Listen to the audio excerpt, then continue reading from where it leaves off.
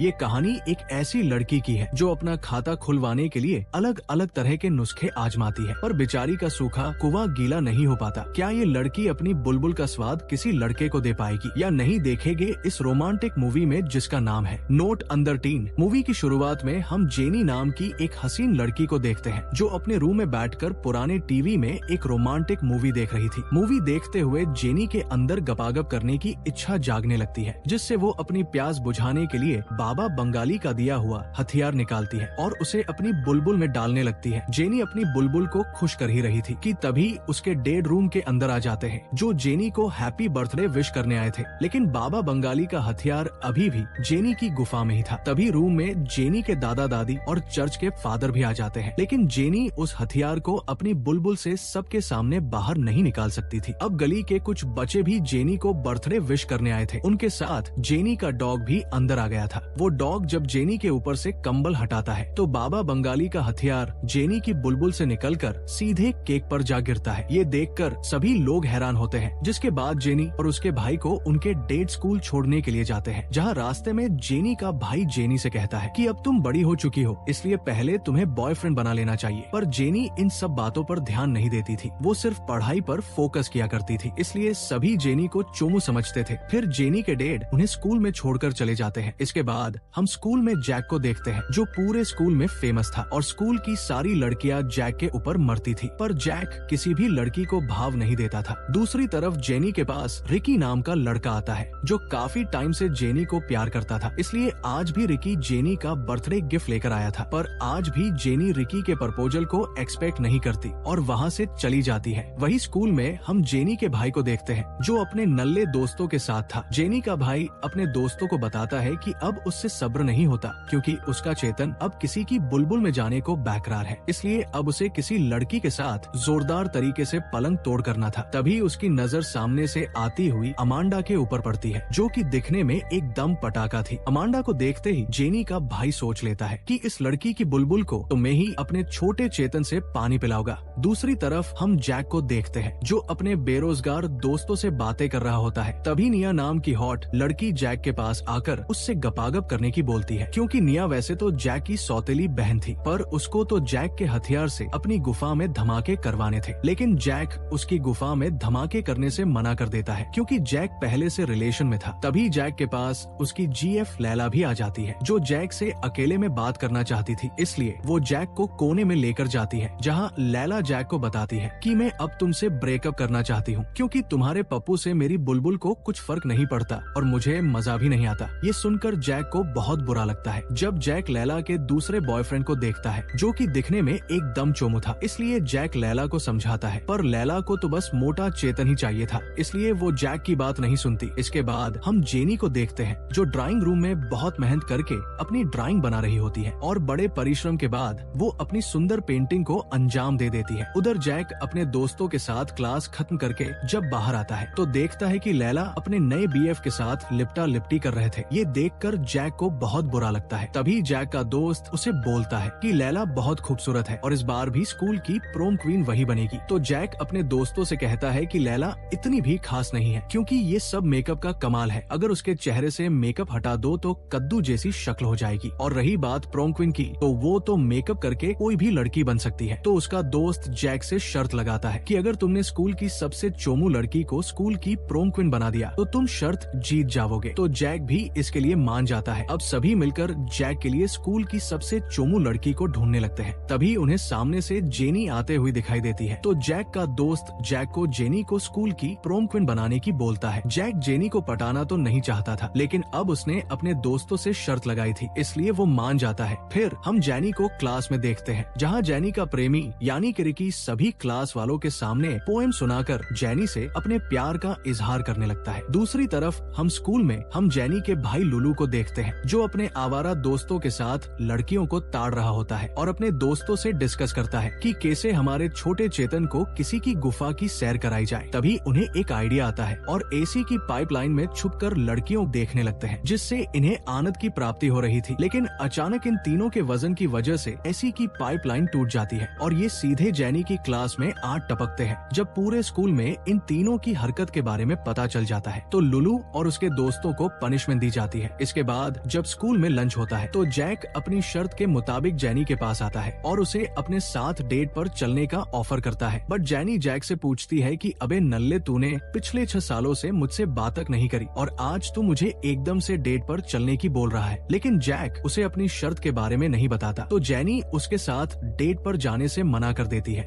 इसके बाद हम देखते हैं कि कुछ लड़के ग्राउंड में फुटबॉल खेल रहे होते हैं, लेकिन जैक सबसे अलग अकेले में बैठा हुआ कुछ सोच रहा था कि वो भी पहले फुटबॉल मैच खेला करता था, पर जैक की हरकतों की वजह से मैच में एक आदमी की जान चली गई थी, इसलिए जैक को मैच से बाहर निकाल दिया था। वही रात को हम जेनी को देखते हैं जो जैक के बारे में सोच रही थी, तो जेनी के पास उसके डेड आते हैं। जेनी जब अपने डेड को जैक के बारे में बताती है तो उसके डेड जेनी को समझाते हैं कि जेनी बच्चा, तुम अब बड़ी हो चुकी हो और तुम्हारी बुलबुल भी काफी गुलाबी, और हमने देखा है तुम किस तरह अपनी बुलबुल को शांत करती हो, इसलिए तुम्हें जैक के साथ डेट पर जाना चाहिए। उधर जैक भी अपने घर अपनी बहन निया के पास जाता है और निया से कहता है कि तुम्हें मेरी हेल्प करनी होगी जेनी को पटाने में, ताकि मैं उसे स्कूल की प्रोम क्वीन बना सकूं। तो निया जैक को कुछ आइडिया बताती है जिससे वो जेनी को इम्प्रेस कर सके, लेकिन निया भी इसके बदले जैक से अपनी बुलबुल को गीला करने की बोलती है। जैक निया को समझाता है कि तुम मेरी बहन हो, इसलिए मैं ऐसा नहीं कर सकता। तो निया बोलती है, मुझे इससे कोई फर्क नहीं पड़ता, मुझे तो बस अपनी गुफा में धमाके करवाने हैं। लेकिन जैक निया को खुश किए बिना ही वहाँ से चला जाता है। अगले दिन हम स्कूल में देखते हैं कि कुछ लड़के जेनी के भाई लुलू की धुलाई कर रहे होते हैं, तो जैक आकर लुलू को उन लड़कों से बचाता है, पर लुलू जैक को ही मुक्का मार देता है। तो जैक भी गुस्से में लुलू को धोने लगता है, जिससे जेनी उसे ऐसा करते हुए देख लेती है। मतलब कि भाई को बचाने वाला आइडिया तो फेल हो चुका था। इसलिए जेनी जब पार्क में सबके साथ पेंटिंग बना रही होती है तो जैक वहाँ आकर उड़ उड़ दबंग दबंग गाना गाने लगता है, पर जैक गाने में बोल देता है कि जेनी के हाथ में गन गन। ये सुनकर सभी लोग वहाँ से डरकर भाग गए थे और पुलिस वाले वहाँ आकर जेनी को दबोच लेती है। मतलब ये आइडिया भी फ्लॉप हो गया था।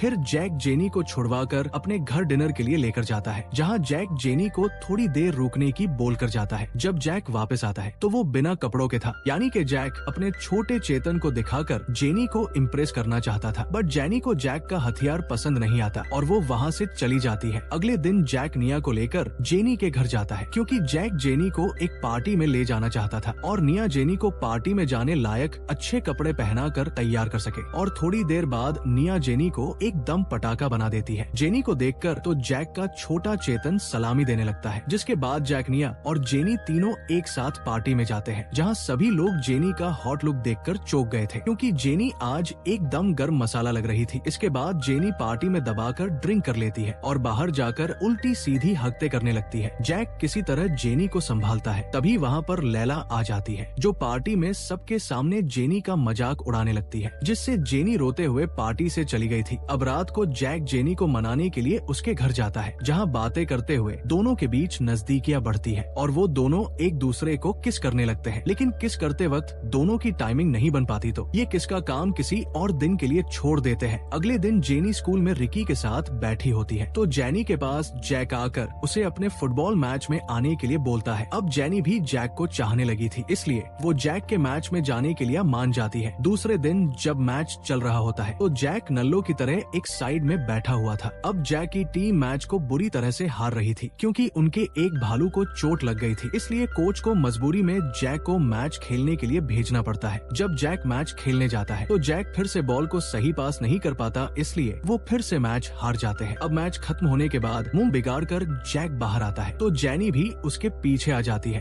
और जैक को समझाने लगती है कि एक गेम ही तो हारे हो और वैसे भी गेम में तो हार जीत चलती रहती है, इसलिए तुम ज्यादा परेशान मत होवो। वो दोनों आपस में बातें कर ही रहे थे कि तभी वहाँ जैक का फ्रेंड आ जाता है, जो मैच हारने के दुख से जैक से बोलता है कि आज हम तुम्हारी वजह से मैच हारे हैं, इसलिए मैं जेनी को सब कुछ बता रहा हूँ। और वो जेनी के कानों में कुछ फूस फूस करने लगता है। अब जैक को लगता है शायद उसने शर्त के बारे उसे बता दिया होगा, तो जैक खुद ही अपनी शर्त के बारे में जेनी को बताने लगता है, क्योंकि अब जैक भी जेनी को पसंद करने लगा था। अब शर्त की बात सुनकर जेनी वहाँ से रोते हुए भाग गई थी। जैक का दोस्त जैकी बताता है कि मैंने जेनी को कुछ भी नहीं बताया था और पकड़ू तूने उसे सब कुछ सच बता दिया, लेकिन अब क्या ही कर सकते थे। आने वाले कुछ दिनों जैक और जेनी दोनों आपस में नहीं मिलते, लेकिन वो दोनों एक दूसरे को बहुत मिस कर रहे होते हैं। अब वो रात आ चुकी थी जिसके लिए जैक ने शर्त लगाई थी, यानी कि प्रोम क्वीन चुनने वाली पार्टी, जहाँ जैक का फ्रेंड जेनी को अपने साथ लेकर आता है और जैक अपनी सौतेली बहन निया के साथ। उसी पार्टी में जेनी का भाई और उसके दो नल्ले दोस्त भी होते हैं जो बस किसी की लेने की सोच रहे थे। तभी जेनी का भाई हिम्मत करके अमांडा के पास जाकर उसे लेटर दे देता है। पहले तो अमांडा उस लेटर को पढ़कर उसके साथ गपागप करने से मना कर देती है और जेनी के भाई से बोलती है कि मैं बस तुम्हारा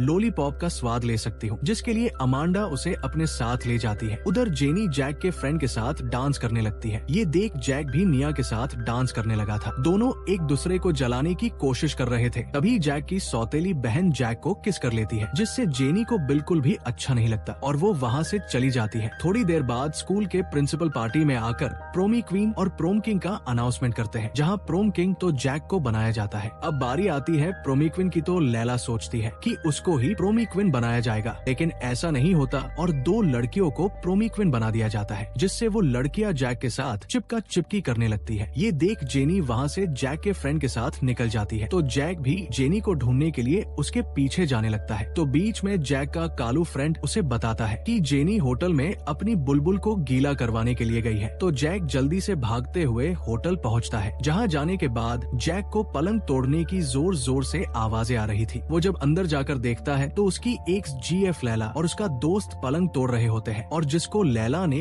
BF बनाया था वो उनका वीडियो बना रहा था। जैक गुस्से में आकर तीनों को मुक्का मारकर वहाँ से जेनी को ढूंढने के लिए निकल जाता है और सीधे जेनी के घर पर जाता है, जहाँ पर जेनी के डैड आर्मी वाले बने हुए थे। जेनी के डैड जैक को बताते हैं कि जेनी पेरिस जाने वाली है और वो अभी तो एयरपोर्ट पर ही होगी। तो जैक जल्दी भागकर एयरपोर्ट पर जाता है और जेनी को ढूंढकर एक फुटबॉल से उसके सर पर मारता है, जिससे जेनी रुक जाती है और जैक जल्दी से भागकर जेनी के पास जाकर उसे अपने दिल की बातें बताने लगता है, जिसे सुनकर जेनी का भी दिल धड़क उठता है और वो पेरिस जाना कैंसिल कर देती है। और आखिर में दोनों वही सबके सामने एक दूसरे को किस करके अपने प्यार को आगे बढ़ाते हैं और इसी के साथ इस मूवी की हैप्पी एंडिंग हो जाती है। आपको मूवी कैसी लगी कमेंट करके जरूर बताएं। Thanks for watching.